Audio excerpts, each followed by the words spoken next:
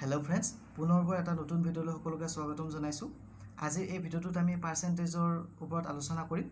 ইয়াৰ আগৰ ভিডিঅ'টোত পাৰ্চেণ্টেজৰ যিটো পাৰ্ট 1 সেইটো আমি আলোচনা কৰিছোঁ। যদি সেই ভিডিঅ'টো চোৱা নাই, এই ভিডিঅ'টোৰ ডেছক্ৰিপশ্যনত মই তাৰ লিংকটো দি দিম, তাৰ পৰা চাব পাৰে। এই ভিডিঅ'কেইটাত আমি লক্ষ্য ৰাখিছোঁ যাতে এক্সাম পইণ্ট অফ ভিউৰ পৰা খুবেই গুৰুত্বপূৰ্ণ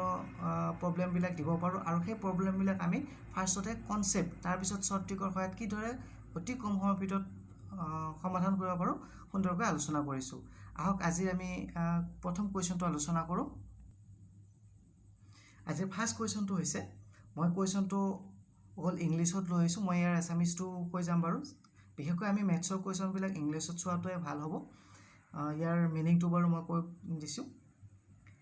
if A salary is 25% more than that of B, then how much percent is B salary less than that of A? কৈছে যে A নামৰ ব্যক্তিজন বা এৰ চেলাৰী 25% more than B, বিতকৈ 25% বেছি। তেতিয়াহ'লে কৈছে যে বিৰ চেলাৰী এতকৈ কিমান কম, মানে কিমান পাৰ্চেণ্ট, কমৰ পাৰ্চেণ্টটো উলিয়াব দিছে। এই কুৱেশ্যনকেইটা আমি অতি সহজতে কনচেপ্টৰ সহায়ত কৰিব পাৰোঁ। আহক আমি কেনেদৰে কৰোঁ চাই লওঁ। প্ৰথমতে আমি কি কৰিছোঁ, লেট বি চেলাৰী, ইয়াতে কৈছে যে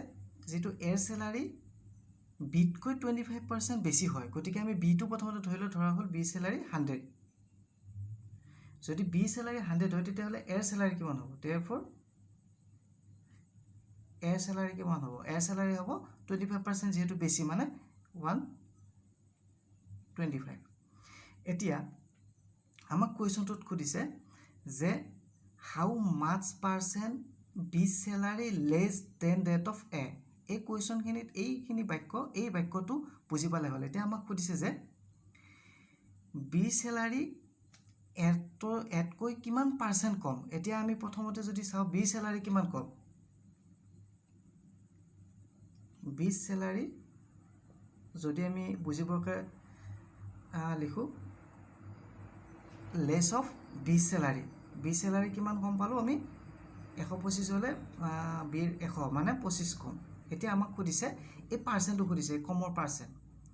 ইয়াত 100 আছে, 125 আৰু 25। এতিয়া কোনটো ক'ত পাতি কেনেকৈ কৰিম, এইখিনি বুজি পোৱাটো হ'ল মেইন কথা। ইয়াতে চাব, যিহেতু আমাক কৈছে, আমি এতিয়া ওলাই ল'ম therefore required পাৰ্চেণ্ট, মানে আমাক যিটো পাৰ্চেণ্ট উলিয়াব দিছে। এই বাক্যটো ভালকৈ বুজি ল'ব। How much percent be salary less than that of A, কাতকৈ, এইটো মনত ৰাখিব যে কাতকৈ সুধিছে, এতকৈ। এৰ কিমান? 125, গতিকে 125টো তলত। এতিয়া কিমান কম? বিৰ 25। এতিয়া পাৰ্চেণ্ট ওলাব দিছে, পাৰ্চেণ্ট ওলাব দিলে কি কৰিব লাগে? 100ৰে ইনটু কৰি দিব লাগে। এইটো আমি সকলোৱে জানো কেনেকৈ কৰিম। ইয়াৰ 5 টাইমছ যাব, 5ৰে 100ক 20 টাইমছ যাব, গতিকে এনচাৰ হ'ব 20%। অৰ্থাৎ কি হ'ব? বি চেলাৰী এতকৈ 20% কম হয়। এই কুৱেশ্যনটো এবাৰ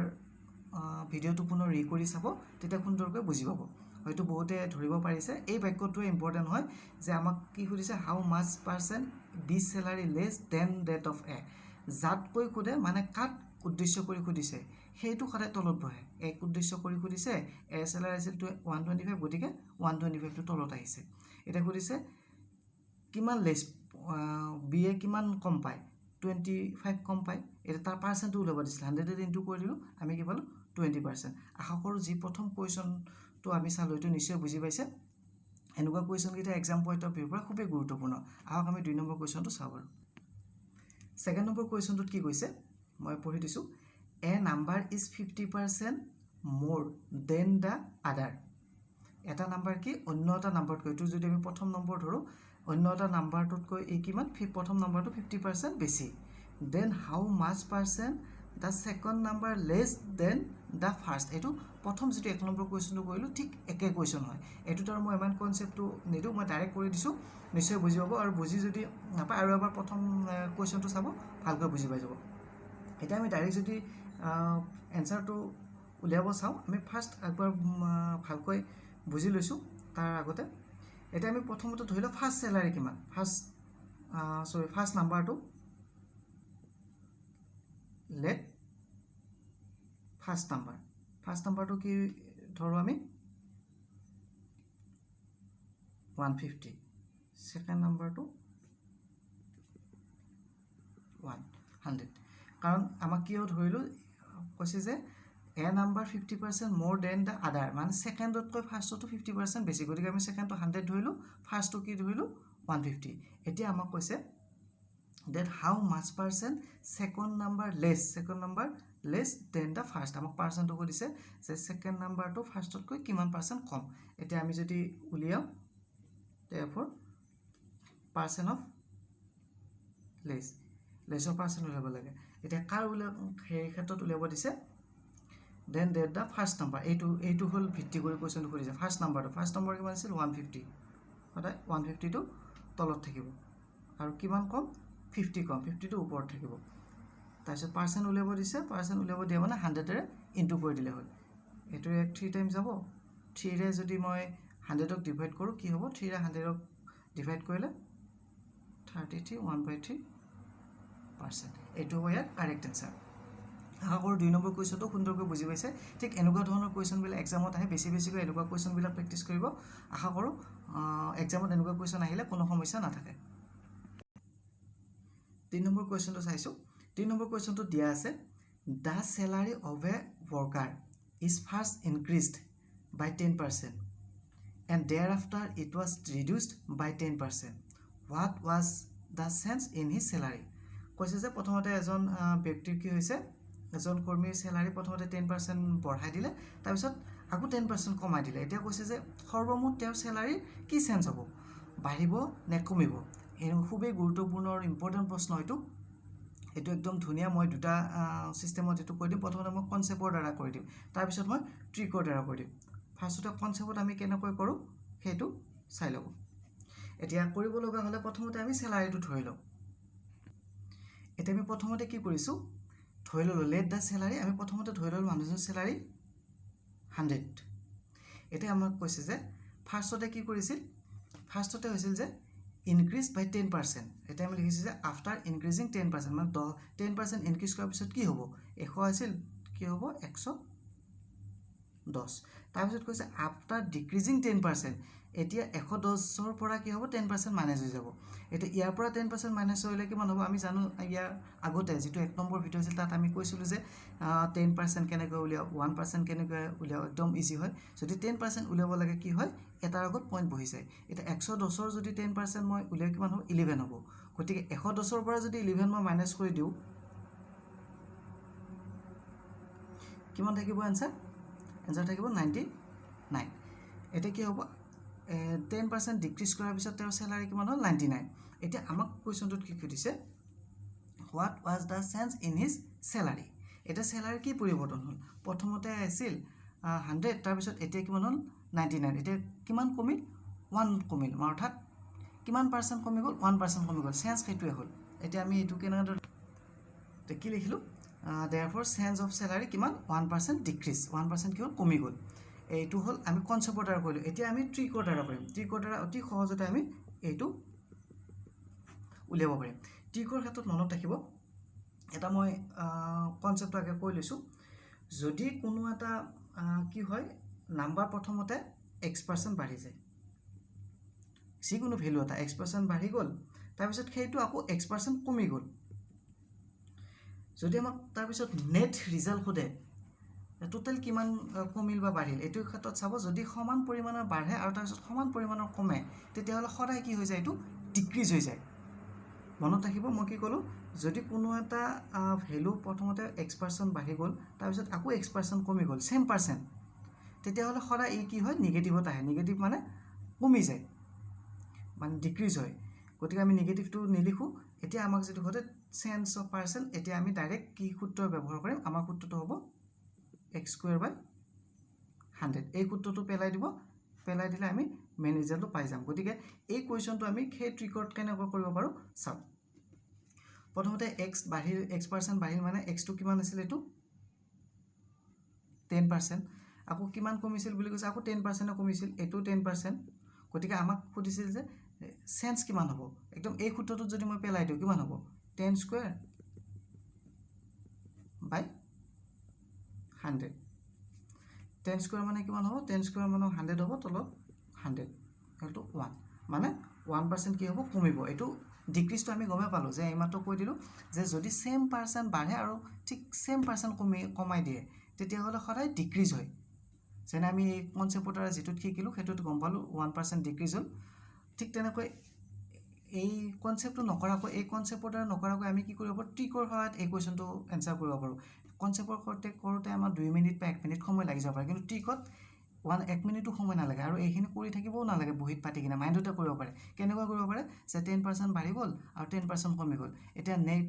চেঞ্জটো কি হ'ব আমি জানো যে ডিক্ৰিজ হ'ব কিমান ডিক্ৰিজ হ'ব x স্কোয়াৰ বাই 100 অৰ্থাৎ 10 স্কোয়াৰ বাই 100 10 স্কোয়াৰ মানে 100 তলত 100 100 বাই 100 1 গতিকে 1% ডিক্ৰিজ হ'ব আশা কৰোঁ এই যি 3 নম্বৰ কুৱেশ্যন এইটো সুন্দৰকৈ বুজি পালে যদি ভিডিঅ'টো ফাষ্ট হৈছে অলপ পজ কৰি কিনে বা স্লো কৰি কিনে চাব বা ভিডিঅ'টো ৰি কৰি চাব আহক আমি ইয়াৰ 4 নম্বৰ কুৱেশ্যনটো চাওঁ 4 নম্বৰ কুৱেশ্যনটো চাইছোঁ if the population of a town is increased by 15% in the first year and is decreased by 15% in the next year what effect can be seen in the population of that town এটা আগৰ 3 number কুৱেশ্যনটো যি আছে ঠিক একে ফৰ্মুলাৰ দ্বাৰা আমি এইটো কৰিব পাৰোঁ মই জাস্ট বুজিবৰ কাৰণে এই কুৱেশ্যনটো লৈ লৈছোঁ এইটো এটা ইম্পৰ্টেণ্ট হয় ইয়াতে কি দেখিলোঁ আমি প্ৰথমতে কি কৰিছে ইনক্ৰিজ হৈছে 15% আকৌ ডিক্ৰিজো হৈছে সেই 15% গতিকে নেটটো কি হ'ব ইনক্ৰিজ হ'ব নে ডিক্ৰিজ হ'ব আমি গমে পালোঁ ডিক্ৰিজ হ'ব এতিয়া কিমান পাৰ্চেণ্ট ডিক্ৰিজ হ'ব আমি ফৰ্মুলাটো বহুৱাই দিলে পাই যাম এটা কি পাম therefore পাৰ্চেণ্ট অফ ডিক্ৰিজৰ পাৰ্চেণ্ট কিমান হ'ব আমি এইবিলাক আৰু কনচেপ্টৰ দ্বাৰা কৰি নাথাকোঁ ডাইৰেক্ট ফৰ্মুলা ইউজ কৰি দিওঁ কি আছে x স্কোয়াৰ বাই 100 এতিয়া ইয়াতে x অফ ভেলুটো কি 15 গতিকে 15 স্কোয়াৰ বাই 100 আমি 15 স্কোয়াৰ কিমান আমি জানো 225 বাই 100 আৰু এইখিনি কৰি থাকিব নালাগে মাইণ্ডত কৰিব পাৰে মই যেহেতু বুজাই আছোঁ সেইকাৰণে মই এইখিনি কৰি দিছোঁ 100 এৰে ডিভাইড কৰিলে সদায় দুটাৰ আগত দশমিক আহিছে 2.25% আশা কৰোঁ এই কুৱেশ্যনটো সুন্দৰকৈ বুজি পাইছে এনেকুৱা কুৱেশ্যনবিলাকে এক্সামত আহে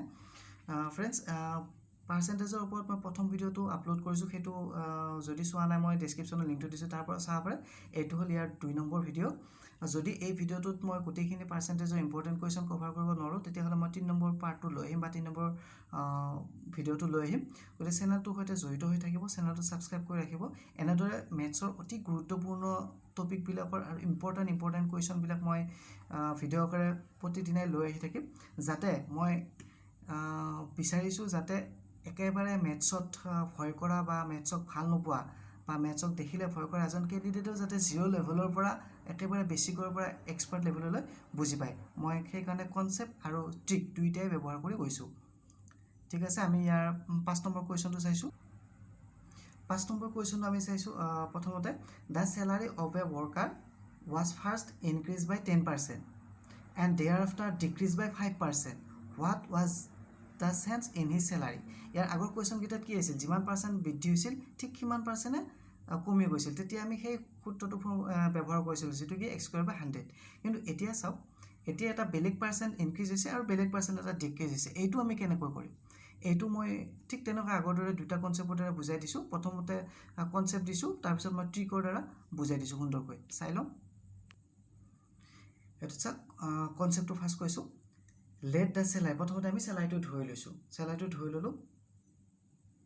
100 এতিয়া কৈছে প্ৰথমতে কি কৰিছে 10% ইনক্ৰিজ হৈছে বুলি কৈছিল গতিকে আমি ধৰি আফটাৰ ইনক্ৰিজিং 10% এশৰ ভিতৰত যদি 10% ইনক্ৰিজ হয় কি হ'ব চেলাৰী 110 তাৰপিছত কি কৈছে আফটাৰ ডিক্ৰিজ 10% এতিয়া কৈছে প্ৰথমতে 10% ইনক্ৰিজ হোৱাৰ পিছত কি কৈছে ডিক্ৰিজ 5% ইয়াৰ পৰা কি হ'ব আফটাৰ ডিক্ৰিজ 5% যদি 110ৰ পৰা আকৌ 5% মাইনাছ হৈছে কিমান হ'ব প্ৰথমতে আমি যদি 10% চাওঁ 10% কিমান হয় ইয়াৰ আগত এটা পইণ্ট পেলে 11 হয় গতিকে 10% আধা 5% হ'লে কিমান হ'ব 11 আধা কিমান 11 আধা হ'ব 5.5 গতিকে 110ৰ পৰা কি হ'ব 5.5 টো মাইনাছ হৈ যাব মাইনাছ হৈ গ'লে কিমান হ'ব 110ৰ পৰা যদি 5 পইণ্ট যায় আমি কিমান লিখিব পাৰোঁ 104.5 এতিয়া আমাক কৈছে what was the change in his salary চেলাৰীটো কি হ'ব বাঢ়িব নে কমিব আৰম্ভণিতে আছিল 100 এতিয়া কিমান 104.5 এতিয়া বাঢ়িল কিমান বাঢ়িল 4.5 বাঢ়ি গ'ল কাৰণ 100 আছিল এতিয়া 104.5 হৈ গ'ল এতিয়া আমাক পাৰ্চেণ্টটো সুধিছে আমি পাৰ্চেণ্টটো কৈ দিব পাৰোঁ therefore percent of increase কিমান হ'ল 4.5%. এইটো আমি কনসেপ্টৰ দ্বাৰা বুজিলো এই কোৱেশ্চনটো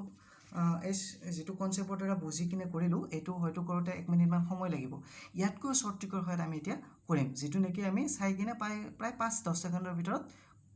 পেন আৰু কপি নলোৱাকৈ কৰিব পাৰো মই ট্ৰিকৰ প্ৰথমতে কনসেপ্টটো বুজাই দিছো যদি কোনো এটা নাম্বাৰ বা ভ্যালু প্ৰথমতে যদি x% বাঢ়ি যায় মই বাহাটো প্লাস বুলি দিলো আৰু তাৰ পিছত যদি y% কমি যায় তেতিয়া হলে নেট যেটো চেঞ্জ হয় হেতু আমি কেনেকৈ লিখব পাৰো এটা ফৰ্মুলা দ্বাৰা x - y - xy/100 to percent দিব এইটো হল ফৰ্মুলা এইটো মনত ৰাখিব বাস এইটো মনত ৰাখিলে এইখিনি আৰু কৰি থাকিব নালাগে এই যিমানখিনি আমি কৰিলো কৰিব নালাগে প্ৰথমতে কি কৰিল x বাঢ়িছিল তাৰপৰ y কমিছিল -xy/100 এবাফ জাস্ট এইখিনি মনত ৰাখিব এতিয়া এই ফৰ্মুলাটো আমি এটুত কেনেকৈ এপ্লাই কৰিম এটো চাও এটো কৰিবৰ কাৰণে জাস্ট কোৱেশ্চনটো পঢ়িব আৰু ডাইৰেক্ট এপ্লাই কৰি দিব প্ৰথমতে 10% বাঢ়িছিল মানে x - y মানে 5% কমিছিল তাৰ পিছত xy/100 অৰ্থাৎ 10 * 5/100 10 পৰা 5 গলে 5 10 5 গুণ 50 আৰু 1 ৰে যদি মই 50ক হৰণ কৰো কি হ'ব এটা আগত পইণ্ট থাকিব অৰ্থাৎ 0.5 5 ৰ পৰা 0.5 গলে কিমান 4.5 অৰ্থাৎ ইমান কি হ'ব পাৰ্সেন্ট হ'ব এবিলাক পাৰ্সেন্ট হ'ব অৰ্থাৎ 4.5% কি হ'ব ইনক্ৰিজ হ'ব এটো কি হ'ব ডিপেন্ড কৰিব এই যেতিয়া ফৰ্মুলাটোত বহাই কিনে কৰি যাই থাকিব যদি প্লাস চিন আহে তেতিয়া ইনক্ৰিজ বুলি লিখিব আৰু যদি মাইনাস চিন আহে ডিক্ৰিজ বুলি লিখিব এইটোৰ ক্ষেত্ৰত কেতিয়াবা প্লাসও হ'ব পাৰে কেতিয়াবা মাইনাসও হ'ব পাৰে কাৰণ এই পার্সেন্টটো যদি কমি যায় এইটো যদি বাঢ়ি যায় তেতিয়া কি হৈ যাব এটো মাইনাসত আহি যাব গতিকে ফৰ্মুলাটোত যেতিয়া আমি কৰিম কৰি থকা সময়ৰ পিছত একদম লাষ্টত যদি এটা মাইনাস চিন আহে তেতিয়া আমি লিখিম যে স্যালাৰি ইমান পাৰ্সেন্ট ডিক্ৰিজ হৈছে যদি প্লাসত আহে তেতিয়া আমি লিখিম যে স্যালাৰি ইমান পাৰ্সেন্ট ইনক্ৰিজ হৈছে বাস এইখিনি কথা মনত ৰাখিব ফৰ্মুলাটো মনত ৰাখিব আহক আমি ইয়াৰ পিছৰ কনসেপ্টটো চাও ইয়াতে এটা লক্ষ্য কৰিছে फ्रेंड्स যে মই প্ৰতিটো কোৱেশ্চন এটা বেলেগ বেলেগ টাইপত লৈ আহিছো আৰু প্ৰতিটোকে মই বেলেগ বেলেগ ধৰণে বুজাই দিবলৈ চেষ্টা কৰিছো যাতে এক্সামত যেনেকৈ কোৱেশ্চন নাহক অতি সহজতে কৰিব পাৰে কোৱেশ্চন নম্বৰ 6 টো চাও a shopkeeper marks the price of his goods at 20% higher than the original price after that he allows a discount of 10% what profit or loss did he get এটা কোৱেশ্চনটো নিশ্চয় বুজি পাইছে এজন দোকানীয়ে প্ৰথমতে কি কৰিছে তেওঁ বস্তুবিলাকৰ ওপৰত 20% কি কৈছে বেছি কৰি থৈ দিছে তাৰপিছত কি কৈছে after that he allows 10% discount মানে পিছত তেওঁ কি কৈছে 10% এটা কমাই দিছে প্ৰথমতে 20% বঢ়াই দিলে তাৰপিছত 10% কমাই দিলে এটা কৰিছে প্ৰফিট হ'ব না লস হ'ব ঠিক 5 নম্বৰ কোৱেশ্চনটো যেটো ফৰ্মুলা ঠিক সেই ফৰ্মুলাটো ঠিক শৰ্ট ট্ৰিকৰ সহায়ত কৰিব কৰি কিনে কি आंसर পায় মোক এটো কমেন্টত জনাব এটো মই হোমৱৰ্কৰ কাৰণে ৰাখি দিলো এটো মই কৰি নিলো ঠিক আগৰটো দৰে মই এটো কৰি দিবৰ কাৰণে কোনো প্ৰয়োজন নাই বুলি মই ভাবো কাৰণ আগৰটো মই ধুনিয়াকৈ বুজাই দিছো প্রফিট অর লস মানে যদি ফর্মুলাটো বহাই গৈ কিনে লাষ্টত প্লাস চিন পাও গম পাম যে প্রফিট হৈছে মাইনাস পালে লস হৈছে ঠিক আছে মোক কমেন্টত এটো জনাব কিমান পায় এবাৰ 7 নম্বৰ কোৱেশ্চনটো লৈছো 7 নম্বৰ কোৱেশ্চনটো মই প্ৰথমতে পঢ়ি দিছো as shopkeeper mark the prices at 15% higher than the original price the original price কৈ 15% বেছি কৰি থৈছে he further increases the price by 10% পিছত আকৌ 10% বঢ়াই দিলে how much profit will he get এটো ক্ষেত্ৰত চাব যেটো প্ৰথমবাৰো বঢ়াই দিছে সেকেন্ড বাৰো বঢ়াই দিছে ইয়াত প্ৰফিট হ'ব ইয়াত লস নহয় এটা কথাটো হল এই কোৱেশ্চনটো আগৰটোৰ একে নেকি চাবলৈ গলে একে কিন্তু কথাটো হল ইয়াত কি হৈছে আগতে ফাৰ্ষ্টতে বঢ়াই দিছিল তাৰ পিছত কমাই দিছিল ইয়াত দুইবাৰ কি কৈছে বঢ়াই দিছে মানে ইনক্ৰিজ কৰি গৈছে এটো কোৱেশ্চন দোকানৰ ক্ষেত্ৰত আহিব পাৰে কোনো এটা টাউন বা কোনো এখন ঠাইৰ পপুলেশনৰ ক্ষেত্ৰত আহিব পাৰে যেনেকৈ নাহক এই কনসেপ্টটো মনত ৰাখিব এটো ডাইৰেক্ট আমি ফৰ্মুলা দ্বাৰা কৰিম এটো ফৰ্মুলা কি হয় আগতে ফৰ্মুলাটো কি কৰিছিলো যে এবাৰ বঢ়াইছিল হেকনে x তাৰ পিছত এবাৰ কমাইছিল তাৰ পিছত মাইনাস তাৰ পিছত -xy/100 এই ফৰ্মুলা আছিল আগৰ কোৱেশ্চনটোৰ কাৰণে কিন্তু এটোৰ কাৰণে কি হ'ব এটোৰ কাৰণে সব প্ৰথমবাৰ বঢ়াই দিছে তা সেকেন্ড বাৰো বঢ়াই দিছে অৰ্থাৎ এইটো মাইনাস অৰ্থাৎ কি হ'ব প্লাস আহিব অৰ্থাৎ এবাৰ আমি কি ফৰ্মুলা ব্যৱহাৰ কৰিম x + y + xy/100% এই ফৰ্মুলাটো আমি ব্যৱহাৰ কৰিম ইয়াতে প্লাছে আহিব বাৰু যিহেতু বঢ়াই দিছে প্ৰফিটতে থাকিব এতিয়া আমি সোনকালে 2-4 ছেকেণ্ডৰ ভিতৰত কৰিব পাৰোঁ এইটো মাইণ্ডতো কৰিব পাৰি এইটো কৰিবৰ কাৰণে কোনো বহি পেন ল'ব নালাগে কিয় নালাগে মই ডাইৰেক্ট মাইণ্ডত মই এইটো নিলিখাকৈ মই এইটো কৈ দিছোঁ কিমান হ'ব যদি ফৰ্মুলাটো মই কৰি চাওঁ 15 লগত 10 যদি যোগ কৰোঁ 25 হ'ল আৰু ইয়াৰ দুটা যদি পূৰণ কৰোঁ 15 10 গুণ 150 হ'ল 100 হৰণ কৰিলে 1.5 অৰ্থাৎ 25 প্লাছ 1 26.5 অৰ্থাৎ কিমান হ'ব প্ৰফিটৰ পাৰ্চেণ্ট কিমান হ'ব 26.5 এইটো কেনেকৈ হয় মই ফৰ্মুলাটোত বহাই দিছোঁ এইটো 15 প্লাছ তাৰপিছত 10% আকৌ বঢ়াই দিলে প্লাছ ইহঁত দুটা ইনটু কৰি বাই 100 15 লগত যদি মই 10 পূৰণ কৰোঁ ডাইৰেক্ট 150 বাই 100 1% এইটো যদি চাওঁ 15 লগত 10 যোগ কৰিলে 25 প্লাছ 100ৰে 150 ডিভাইড কৰি দিলে 1.5 যদি ফাইনেল চাওঁ 26.5% কি হ'ব প্ৰফিট হ'ব এইটো এনেকৈ কৰি থাকিব নালাগে যিহেতু ভালকৈ বুজি পাইছে বা এক্সামত এনেকুৱাবিলাক আহিলে মাইণ্ডত অলপমান মাইণ্ডটো কুল কৰি ল'ব প্ৰথমতে চাই ল'ব কিমান বাঢ়িছে কিমান কমিছে যদি দুইটা বঢ়া হয় ডাইৰেক্ট x + y + xy / 100 ফৰ্মুলাত বহাই দিব মাইণ্ডতে বহাই দিব পাৰিব কোনো বহি পেনৰ দৰকাৰ নাই বেছি এনেকুৱা কুৱেশ্যন প্ৰেক্টিছ কৰিব গতিকে আজি এই ভিডিঅ'টোত মই এইকেইটা ইম্পৰ্টেণ্ট কুৱেশ্যন লৈ আহিলোঁ ইয়াৰ পিছৰ ভিডিঅ'টোত মই আৰু ইম্পৰ্টেণ্ট কেইটামান কুৱেশ্যন লৈ আহিম যিকেইটা এক্সাম পইণ্ট অফ ভিউৰ পৰা খুবেই গুৰুত্বপূৰ্ণ আশা কৰোঁ ভিডিঅ'টোৰ পৰা যথেষ্ট উপকৃত হ'ব পাৰিছে যদি উপকৃত হৈছে ভিডিঅ'টো এটা লাইক কৰি দিব আৰু কমেণ্ট কৰি জনাব তেতিয়াহ'লে মোৰ মনটো ভাল লাগি যাব আৰু নতুন এটা ভিডিঅ' বনাবৰ কাৰণে নিজকে মটিভেট হোৱা যাব আৰু চেনেলটো ছাবস্ক্ৰাইব কৰি ৰাখিব কাৰণ প্ৰতিটো আপলোড কৰা ভিডিঅ'ত তেতিয়াহ'লে সময়মতে পাই থাকিব ধন্যবাদ